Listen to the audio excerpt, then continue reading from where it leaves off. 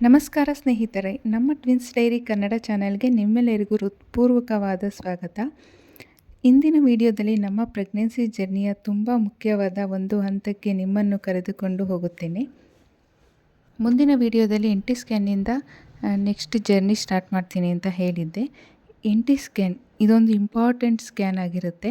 ತಾಯಿಯಾಗಿರೋರಿಗೆ ಗೊತ್ತಿರುತ್ತೆ ಇದೆಷ್ಟು ಇಂಪಾರ್ಟೆಂಟ್ ಅಂತ. ಈ ಸ್ಕ್ಯಾನ್ನ ನಮಗೆ 3rd ಮಂತಿಗೆ ಬಿದ್ದಾಗ ಮಾಡ್ತಾರೆ. ಇದು ಅಷ್ಟೇ ತುಂಬ ಇಂಪಾರ್ಟೆಂಟ್ ಸ್ಕ್ಯಾನು. ಆ ದಿನವೂ ಬಂತು, ಹೋದ್ವಿ. ತುಂಬ ಟೈಮ್ ಆಗುತ್ತೆ ಆ ಸ್ಕ್ಯಾನು ಮಾಡೋದಕ್ಕೆ. 1 ಬೇಬಿ ಇರೋರಿಗೆ ಟೈಮ್ ಆಗುತ್ತೆ, ಬಟ್ ನನಗೆ 2 ಬೇಬೀಸ್ ಅಲ್ವಾ, ಅದರಿಂದ ಟೈಮ್ ಜಾಸ್ತಿನೇ ಕನ್ಸ್ಯೂಮ್ ಆಗುತ್ತೆ. ತುಂಬಾ ಟೆನ್ಷನ್ ಇತ್ತು, ಭಯನೂ ಇತ್ತು. ರಿಪೋರ್ಟ್ ಹೇಗೆ ಬರುತ್ತೆ ಏನು ಅಂತ. ಎಲ್ಲ ರಿಪೋರ್ಟ್ ನಾರ್ಮಲ್ ಬಂದರೆ ಸಾಕಪ್ಪ ಅಂತ ದೇವರಲ್ಲಿ ಬೇಡ್ಕೊತಿದ್ದೆ. ನನ್ನ ಟರ್ನ್ ಕೂಡ ಬಂತು, ಒಳಗೆ ಹೋದೆ. ಸ್ಕ್ಯಾನ್ ಮಾಡೋಕ್ಕೆ ಶುರು ಮಾಡಿದ್ರು. ಡಾಕ್ಟರ್ ತುಂಬ ಫ್ರೆಂಡ್ಲಿ ಇದ್ದರು, ಅದು ತುಂಬ ಮುಖ್ಯ. ನಾನು ಬರೀ ಸಿಸ್ಟಮ್ ನೋಡ್ತಿದ್ದೆ, ಅವರು ಕಾಮಿಡಿ ಮಾಡೋರು. ನಮ್ಮ ಮಕ್ಕಳು ನೋಡಿ ನಿಮಗೆ ಹಾಯ್ ಹೇಳ್ತಿದ್ದಾರೆ, ನೀವು ಹಾಯ್ ಮಾಡಿ ಅಂತೆಲ್ಲ ಹೇಳ್ತಿದ್ರು ಡಾಕ್ಟರು. ಸ್ಕ್ಯಾನ್ ಎಲ್ಲ ಆಯಿತು. ಒಂದು ರೌಂಡ್ ಸ್ಕ್ಯಾನ್ ಆಯಿತು. ಮತ್ತೆ ಡಾಕ್ಟರ್ ಅಂದರು, ಇನ್ನೊಂದು ಸತಿ ಸ್ಕ್ಯಾನ್ ಮಾಡಿ ನೋಡೋಣ, ನನಗೆ ಫುಲ್ಲಿ ಸ್ಯಾಟಿಸ್ಫೈಡ್ ಆಗಬೇಕು, ಆಮೇಲೆ ರಿಪೋರ್ಟ್ ಕೊಡ್ತೀನಿ ಅಂತ. ಓಕೆ, ಫಸ್ಟ್ ರೌಂಡ್ ಆಯಿತು, ಎಲ್ಲ ಸರಿ ಇತ್ತಲ್ವಾ, ಹಾಗಾಗಿ ಸ್ವಲ್ಪ ನೆಮ್ಮದಿ ಆಯಿತು. ಆರಾಮಾಗಿ ಇನ್ನೂ ಒಂದು ಸ್ವಲ್ಪ ಹೊರಗಡೆ ಸುತ್ತಾಡ್ಕೊಂಬಂದು ರೆಸ್ಟ್ ಮಾಡ್ತಾಯಿದ್ದೆ. ಸೆಕೆಂಡ್ ರೌಂಡ್ಗೆ ಕರೆದ್ಮೇಲೆ ಆ ಸೆಕೆಂಡ್ ರೌಂಡ್ ಸ್ಕ್ಯಾನು ಕೂಡ ಆಯಿತು. ಎಲ್ಲ ನಾರ್ಮಲ್ ಇತ್ತು. ಡೋಂಟ್ ವರಿ, ಗುಡ್ ಲಕ್ ಅಂತ ಹೇಳಿದ್ರು ಡಾಕ್ಟ್ರು. ನಮಗೆ ತುಂಬ ಖುಷಿಯಾಯಿತು. ಡಾಕ್ಟರ್ಗೆ ಥ್ಯಾಂಕ್ಸ್ ಹೇಳಿ, ದೇವ್ರಿಗೆ ಥ್ಯಾಂಕ್ಸ್ ಹೇಳಿ ರಿಪೋರ್ಟ್ನ ಕಲೆಕ್ಟ್ ಮಾಡ್ಕೊಂಡು ಬಂದ್ವಿ. ನೆಕ್ಸ್ಟು ಬ್ಲಡ್ ಟೆಸ್ಟು ಮಾಡಿಸೋದಕ್ಕೆ ಹೇಳಿದರು. ಲಿಸ್ಟಲ್ಲಿ ಇರುತ್ತೆ, ನಮಗೆಲ್ಲ ಫೈಲಲ್ಲಿ ಒಂದು ಲಿಸ್ಟೇ ಕೊಟ್ಬಿಟ್ಟಿರ್ತಾರೆ. ಮಂತ್ಲಿ ಯಾವ್ಯಾವ ಬ್ಲಡ್ ಚೆಕಪ್ ಇರುತ್ತೆ, ಬ್ಲಡ್ ಟೆಸ್ಟ್ ಕೊಡಬೇಕು ಅಂತ ಕೊಟ್ಟಿದ್ದರು. ಅದರಲ್ಲಿ ಡಬಲ್ ಮಾರ್ಕರ್ ಅಂತ ಒಂದು ಇಂಪಾರ್ಟೆಂಟ್ ಬ್ಲಡ್ ಟೆಸ್ಟ್ ಕೂಡ ಇತ್ತು. ಮತ್ತು ಶುಗರು, ಯೂರಿನು, ಇನ್ನೂ ಹಲವಾರು ಇದ್ವು. ಅದರಲ್ಲಿ ಡಬಲ್ ಮಾರ್ಕರ್ ಟೆಸ್ಟು ತುಂಬ ಇಂಪಾರ್ಟೆಂಟು. ಅದು ಏನಾದರೂ ಕ್ರೋಮೋಸೋಮಲ್ಲಿ ಡಿಫೆಕ್ಟ್ ಇದ್ದರೆ ಅದರಲ್ಲಿ ಗೊತ್ತಾಗ್ಬಿಡುತ್ತೆ. ಆ ರಿಪೋರ್ಟು ಕೂಡ ನಾರ್ಮಲ್ ಬಂತು, ಏನೂ ತೊಂದರೆ ಇರಲಿಲ್ಲ. ಅದು ಕೂಡ ಆಯಿತು. ನೆಕ್ಸ್ಟು ಇದಿಷ್ಟು 3rd ಮಂತಲ್ಲಿ ಇದ್ದಾಗ ಆಗಿರೋದು.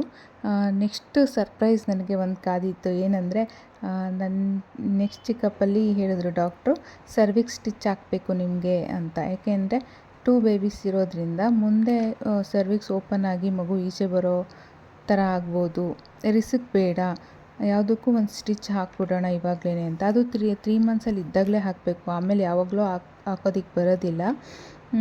ನನಗೆ ಸರ್ವಿಕ್ಸ್ ಲೆಂತ್ ತುಂಬ ಚೆನ್ನಾಗೇ ಇತ್ತು, ಆದ್ರೂ ರಿಸ್ಕ್ ಬೇಡ ಮುಂದೆ ಅಂತ ಹೇಳಿ ಸರ್ವಿಕ್ಸ್ ಸ್ಟಿಚ್ ಹಾಕ್ತೀನಿ ಅಂತ ಹೇಳಿದ್ರು ಡಾಕ್ಟ್ರು. ನಾವು ಓಕೆ, ಡಾಕ್ಟರ್ ಕಾಲ್, ಅದು ನಾವೇನು ಹೇಳೋದಕ್ಕಾಗಲ್ಲ, ಅವ್ರು ಹೆಂಗೆ ಹೇಳ್ತಾರೆ, ನಮ್ಮ ಡಾಕ್ಟ್ರು ನಮ್ಮ ಒಳ್ಳೆಯದಕ್ಕೆ ಹೇಳೋದಲ್ವ. ಸೊ ನಾವು ಒಪ್ಕೊಂಡ್ವಿ. ಅದು ಕೂಡ ಆಯಿತು. ಅದನ್ನು ಡೀಟೇಲಾಗಿ ನಾನು ಈ ವಿಡಿಯೋದಲ್ಲಿ ಹೇಳ್ತಾ ಇಲ್ಲ.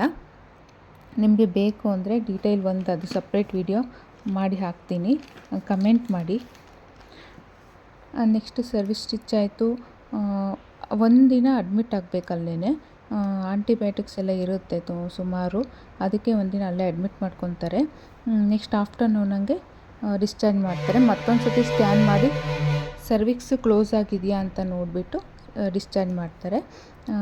ಡಿಸ್ಚಾರ್ಜ್ ಮಾಡಿಕೊಂಡು ನಾವು ಮನೆಗೆ ಬಂದ್ವಿ. ಸರ್ವಿಕ್ಸ್ ಸ್ಟಿಚ್ ಹಾಕಿದ ಮೇಲೆ ಇದು 13 ವೀಕ್ಸಲ್ಲಿದ್ದಾಗ ಹಾಕೋದು ಸ್ಟಿಚ್ಚನ್ನ. 3 to 4 ಡೇಸ್ ರೆಸ್ಟ್ ಮಾಡಲಿಕ್ಕೆ ಹೇಳ್ತಾರೆ. ಏನು ಭಾರ ಎತ್ತೋದಾಗಲಿ, ಜಾಸ್ತಿ ಹೊತ್ತು ನಿಂತ್ಕೊಂಡು ಕೆಲಸ ಮಾಡೋದಾಗಲಿ ಏನೂ ಮಾಡೋಂಗಿಲ್ಲ. 3-4 ಡೇಸ್ ಆದಮೇಲೆ ನಾವು ನಿಧಾನವಾಗಿ ಕುಕ್ಕಿಂಗು ಎಲ್ಲ ಮಾಡ್ಕೋಬೋದು, ಏನು ತೊಂದರೆ ಇಲ್ಲ. ತೀರಾ ಬೆಡ್ ರೆಸ್ಟ್ ಏನು ಅವಶ್ಯಕತೆ ಇರೋದಿಲ್ಲ. ನಾವು ಓಡಾಡ್ಕೊಂಡು ಇರ್ಬೋದು, ಅಂದರೆ ನಿಧಾನಕ್ಕೆ ಓಡಾಡ್ಕೊಂಡು ಇರ್ಬೋದು. ಭಾರ ಎತ್ತೋದು, ಜಾಸ್ತಿ ಹೊತ್ತು ನಿಂತ್ಕೊಳ್ಳೋದು, ಬಗ್ಗೋದು ಆ ಥರ ಎಲ್ಲ ಮಾಡೋಂಗಿಲ್ಲ ಅಂತ ಹೇಳಿರ್ತಾರೆ ಮುಂಚೆನೇ ಡಾಕ್ಟ್ರು, ಏನೇನು ಯಾವ ಥರ ಇರಬೇಕಂತ. ಈ ಥರ ಇತ್ತು. ಆಮೇಲೆ ನನಗೆ ವೀಕ್ಲಿ ಸ್ಕ್ಯಾನಿಗೆ ಕರೀತಾ ಇರಲಿಲ್ಲ. 20 ಡೇಸ್ಗೆ ಒಂದು ಸತಿ ಸ್ಕ್ಯಾನ್ ಇರ್ತಿತ್ತು, ರೊಟೀನ್ ಚೆಕಪ್ ಇರ್ತಿತ್ತು ಅಷ್ಟೇ. ಆಮೇಲೆ 18 to 20 ವೀಕ್ಸಲ್ಲಿ 18 to 20 ವೀಕ್ಸ್ ಒಳಗಡೆ ಒಂದು ಸ್ಕ್ಯಾನ್ ಇರುತ್ತೆ, ಅನಾಮಲಿ ಸ್ಕ್ಯಾನು. ಅದು ಅಷ್ಟೇ ತುಂಬ ಮೇಜರ್ ಸ್ಕ್ಯಾನು. ಅಷ್ಟಲ್ಲೆಲ್ಲ ಚೆನ್ನಾಗಿ 5 ಮಂತ್ಸ್ ಅಷ್ಟೊತ್ತಿಗೆ ಚೆನ್ನಾಗಿ ಡೆವಲಪ್ ಆಗಿರ್ತವೆ ಬೇಬೀಸು. ಇದು ಅಷ್ಟೇ ಡೀಟೇಲ್ ಸ್ಕ್ಯಾನ್ ಆಗಿರುತ್ತೆ. ಈ ಸ್ಕ್ಯಾನು ಸಹ ಪ್ರತಿ ಒಂದು ಆರ್ಗನ್ನು ಹೇಗಿರುತ್ತೆ ಅಂತ ಚೆಕ್ ಮಾಡ್ತಾರೆ. ಅನಾಮಲೀಸ್ ಏನಾದರೂ ಇದೆಯಾ ಅಂತ ನೋಡಿ ಹೇಳ್ತಾರೆ.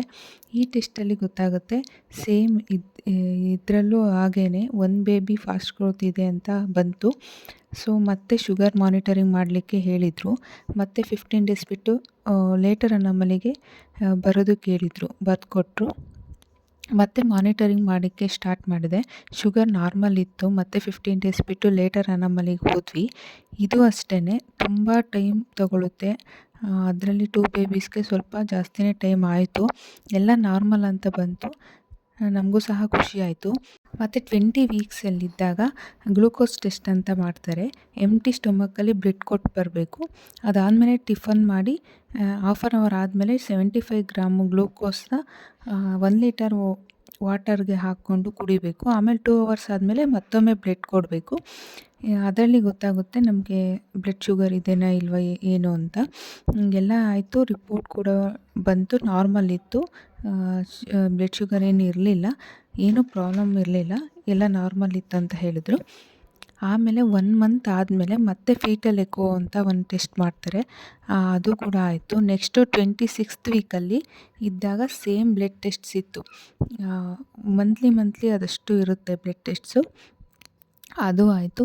ಹೀಗೆ ಆರಾಮಾಗಿ ನಡೀತಿತ್ತು. ಆಮೇಲೆ 20 ವೀಕ್ಸಲ್ಲಿ ಇಂಟರ್ನಲ್ ಗ್ರೋತ್ ಸ್ಕ್ಯಾನ್ ಇರುತ್ತೆ. ಅದು ಅಷ್ಟೇ ಬೇಬೀಸ್ದು ಡೀಟೇಲ್ಸ್ ಸ್ಕ್ಯಾನ್ ಮಾಡಿ ಗ್ರೋತ್ ಚೆಕ್ ಮಾಡ್ತಾರೆ. ಮಗು ಎಷ್ಟಿದೆ ವೆಯ್ಟು ಅಂತೆಲ್ಲ ನೋಡಿ ಹೇಳ್ತಾರೆ. ರಿಪೋರ್ಟಲ್ಲಿ ಗೊತ್ತಾಗುತ್ತೆ. ನನಗೆ ಎವ್ರಿ 2 ವೀಕ್ಸ್ಗೆ ಗ್ರೋತ್ ಸ್ಕ್ಯಾನ್ ಮಾಡಿದರು. ಟ್ವಿನ್ಸ್ ಇರೋದ್ರಿಂದ 1 ಬೇಬಿ ಇದ್ದರೆ 7th ಮಂತಲ್ಲಿ ಒಂದು ಸಲ ಮಾಡ್ತಾರೆ ಅಷ್ಟೇ. Up to delivery every 2 weeks ಮಾಡ್ತಿದ್ರು ನನಗೆ ಗ್ರೋತ್ ಸ್ಕ್ಯಾನು. ಇದೇ ಥರ ನಡೀತಿತ್ತು. ಒಂದು ಹೇಳಬೇಕು, ಪ್ರತಿ ಸಲ ಸ್ಕ್ಯಾನ್ ಆದಮೇಲೆ ಡಾಕ್ಟರು ಎಲ್ಲ ಚೆನ್ನಾಗಿದೆ, ಗೆದ್ಬಿಟ್ಟೆ ಬ್ರಹ್ಮ ನೀವು ಅನ್ನೋರು. ಆ ಒಂದು ವರ್ಡ್ ಎಷ್ಟು ಸಂತೋಷ ಕೊಡ್ತಿತ್ತು ಅಂದರೆ ಅಷ್ಟು ಖುಷಿ ಆಗ್ತಿತ್ತು. ದೇವರಿಗೆ ಥ್ಯಾಂಕ್ಸ್ ಹೇಳಬೇಕು. ನಾನು ಇದರಲ್ಲಿ ಬರೀ ಹಾಸ್ಪಿಟಲ್ ಸ್ಟೋರಿ ಅಷ್ಟೇ ಶೇರ್ ಮಾಡಿದ್ದೀನಿ. ನನ್ನ ರೊಟೀನ್ ಏನು ಶೇರ್ ಮಾಡ್ಕೊಂಡಿಲ್ಲ. ಅದು ಸಪ್ರೇಟ್ ವಿಡಿಯೋ ಮಾಡಿ ಹೇಳ್ತೀನಿ. 16 to 18 ವೀಕ್ಸಲ್ಲಿ ಒಂದು TT ಇಂಜೆಕ್ಷನ್ ಇತ್ತು. ಅದು ಕಂಪಲ್ಸರಿ ಹಾಕಿಸ್ಕೊಳ್ಳೇಬೇಕು. 27 ವೀಕ್ಸಲ್ಲಿ ಸೆಕೆಂಡ್ TT ಇಂಜೆಕ್ಷನ್ ಇತ್ತು, ಅದನ್ನು ಹಾಕಿಸ್ಕೊಂಡೆ. ಇನ್ನು 28 to 30 ವೀಕ್ಸಲ್ಲಿ ವ್ಯಾಕ್ಸಿನ್ ಇತ್ತು ಒಂದು, ಅದು ಅಷ್ಟೇ, ಅದನ್ನು ಹಾಕಿದರು. ಇಲ್ಲಿ ಅದು ಯಾವುದು ಅಂತ ಮೆನ್ಷನ್ ಮಾಡಿಲ್ಲ. ಒಂದೊಂದು ಹಾಸ್ಪಿಟಲ್ ಒಂದೊಂದು ಥರ ಹಾಕ್ತಾರೆ ಅನಿಸುತ್ತೆ, ಅದಕ್ಕೋಸ್ಕರ. ಅಲ್ಲಿಗೆ ನಮಗೆ ಇಂಜೆಕ್ಷನ್ಸ್ ಎಲ್ಲ ಕಂಪ್ಲೀಟಾಗಿ ಮುಗೀತು. ಇನ್ನು 30 ವೀಕ್ಸ್ ಮುಗಿದ್ಮೇಲೆ ಎಲ್ಲ ಕಂಪ್ಲೀಟ್ ಆಗಿತ್ತು ಇಂಜೆಕ್ಷನ್ಸು. ಇನ್ನು normal iron tablets, calcium tablets ಅಷ್ಟೇ ರೊಟೀನ್ ಇತ್ತು. ಅದನ್ನು ತೊಗೊಳ್ತಿದ್ದೆ ಅಷ್ಟೇ. ಸಿಂಗಲ್ ಬೇಬಿ ಇದ್ದವ್ರಿಗೆ 30 ವೀಕ್ಸಲ್ಲಿದ್ದಾಗ ಎಂಡ್ ಟರ್ಮ್ ಸ್ಕ್ಯಾನ್ ಅಂತ ಅದೊಂದು ಕೊನೆ ಸ್ಕ್ಯಾನ್ ಮಾಡ್ತಾರೆ. ನನಗೆ 32 ವೀಕ್ಸಿಂದನೇ ಎವ್ರಿ 15 ಡೇಸ್ ಒನ್ಸು ಮಾಡ್ತಿದ್ರು. 3 ಟೈಮ್ ಮಾಡಿಸ್ಕೊಂಡಿದ್ದೆ. ಟ್ವಿನ್ಸ್ ಇರೋದ್ರಿಂದ ಅಷ್ಟು ಮಾನಿಟರಿಂಗ್ ನನಗೆ ಬೇಕಿತ್ತು. ಬೇಬೀಸ್ ವೆಯ್ಟ್ ಎಲ್ಲ ಚೆನ್ನಾಗಿ ಆಗ್ತಿತ್ತು.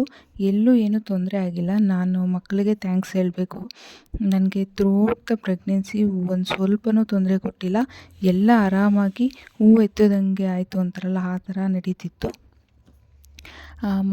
ಮಕ್ಕಳದು ಗ್ರೋತ್ ಚೆನ್ನಾಗಿರೋದಕ್ಕೆ ಡಾಕ್ಟರ್ ಹೇಳಿದ್ರು 35 ವೀಕ್ಸಲ್ಲಿದ್ದಾಗಲೇ ಇವಾಗ ಬೇಕಿದ್ದರೆ ಡೆಲಿವರಿ ಮಾಡ್ಬೋದು, ಎಲ್ಲ ಚೆನ್ನಾಗಿದೆ ಅಂದರು. ಮತ್ತು ಡಾಕ್ಟರ್ ನನ್ನ ಮೇಲಿರೋ ಕನ್ಸರ್ನ್ಗೋಸ್ಕರ ಹೇಳಿದ್ರು 35 ವೀಕ್ಸಲ್ಲಿ ಬೇಕಾದ್ರೆ ಮಾಡ್ಬೋದು, ಎಲ್ಲ ಚೆನ್ನಾಗಿದೆ ಅಂತ. ಯಾಕೆಂದರೆ ವೆಯ್ಟ್ ಜಾಸ್ತಿ ಆಗ್ತಿರುತ್ತೆ, ನಮ್ಗೆ ಓಡಾಡೋಕ್ಕೆ ಕಷ್ಟ ಆಗುತ್ತೆ ಅನ್ನೋ ಒಂದು ರೀಸನ್ಗೆ.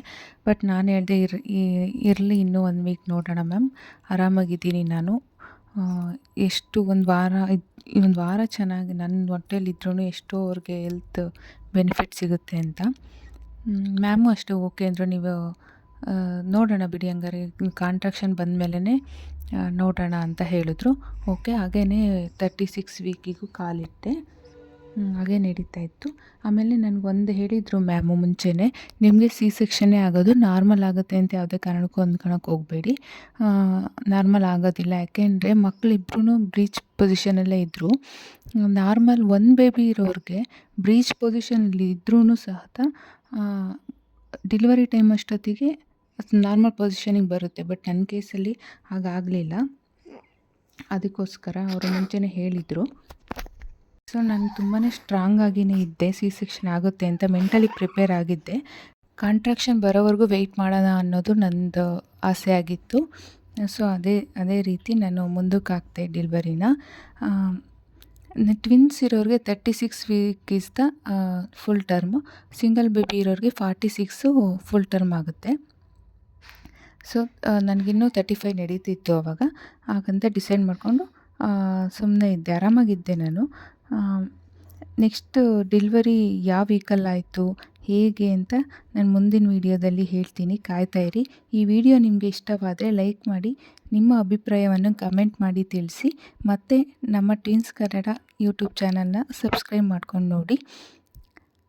ಮುಂದಿನ ಪಾರ್ಟ್ 3 ವಿಡಿಯೋದಲ್ಲಿ ಮತ್ತೆ ಭೇಟಿಯಾಗೋಣ. ಧನ್ಯವಾದಗಳು.